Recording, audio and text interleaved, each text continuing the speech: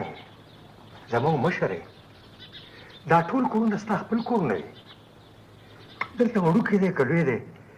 ستا خپل ځان دی خپل بچی دی او بیا د دې نه لویه د خوشحالۍ خبره ما دپاره بله کمه کېدی شي خو خان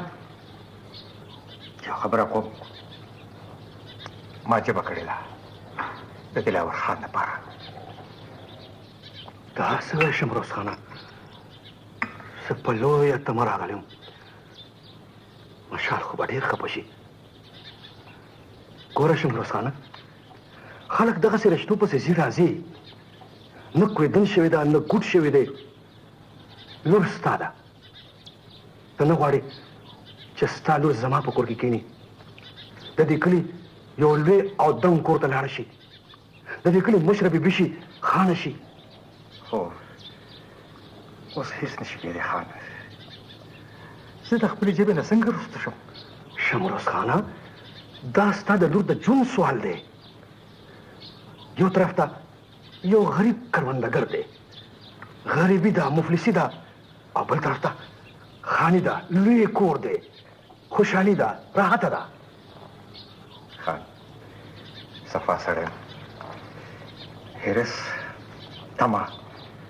او خپل مطلبي زما په کتاب کې نشته شمروز خانه ته یو ځل بیا سوچ وکړه موږ د خپلوانو خپلوۍ پرېښودې او ستا دې کور ته رالو د خپلې لور نصیب په لټه مه وه خپله لور د تخت په ځای د ازغو انبار ته مه وله د پښتون یوه خبره یوه ژبه او یو لوز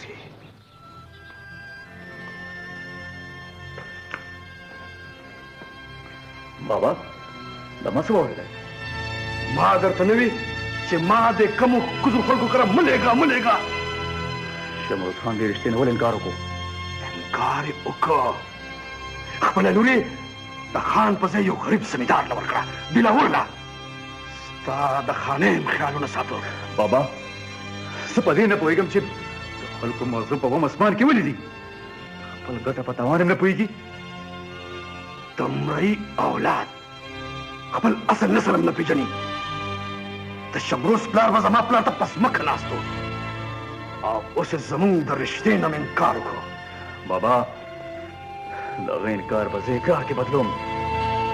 د شمالې ډولی به هم دې کور ته راځي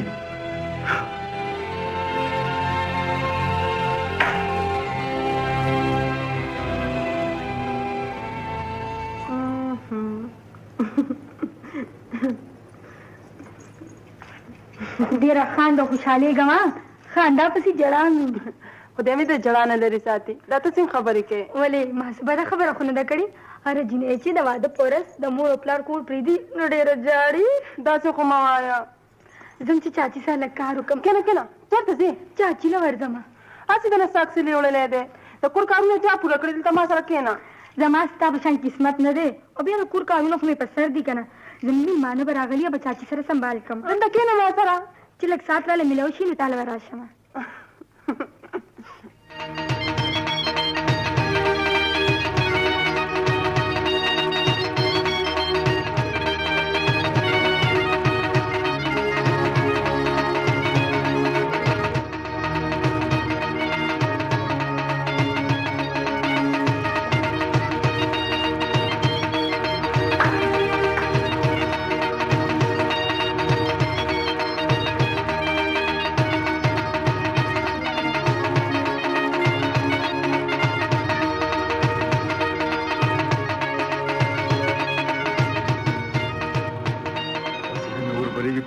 وایم چې څه وکړم موږ څه دپاره وي مشر خانه دا سر هم ستا نه قربان دی حکم کوه داسې کار به وکړې خانه